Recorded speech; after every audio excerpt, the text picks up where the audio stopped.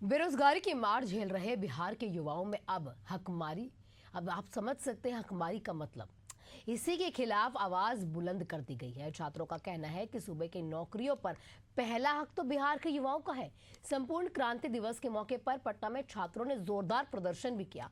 मुख्यमंत्री निवास तक मार्च की कोशिश भी की गई, लेकिन उन्हें बीच में रोक दिया गया। स्पेशल रिपोर्ट देखिए।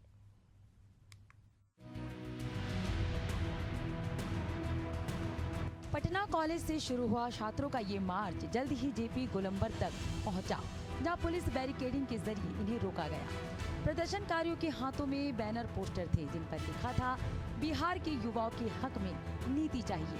छात्रों का कहना है कि बिहार की सरकारी नौकरियों और शैक्षणिक संस्थानों में 90% सीटें बिहार के मूल निवासियों के लिए आरक्षित होनी चाहिए।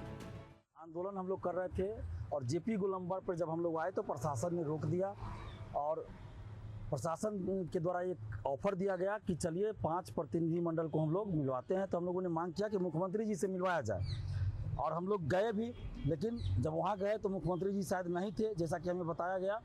तो मुख्यमंत्री जी से संबंधित जो भी अधिकारी है मुख्यमंत्री सचिवालय से, राजेश परिवहन उनका नाम है, उनसे मिलवाया गया और जितना भी हम लोग का डिमांड था, जो मिसाइल लागू क्यों हो, उसके पीछे क्या तर्क है, 35% आरक्षण का लाभ बिहार की बाहर की महिला को क्यों मिल रहा है, दिव्यांग आरक्षण बाहर को क्यों मिल रहा है, फर्जी डोमिसाइल बनाकर बिहार में 2 महीना पहले 1 महीना पहले जमीन खरीद कर यहाँ का डोमिसाइल बनाकर यहाँ का आरक्षण का भी लाभ ले रहे हैं और यहाँ का फायदा उठा रहे हैं।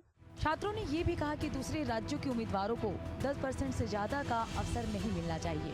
आंदोलनकारी छात्रों ने सरकार को चेतावनी भी दी है कि अगर इनकी मांगे नहीं मानी गई तो ये आंदोलन और बड़ा रूप ले सकता है।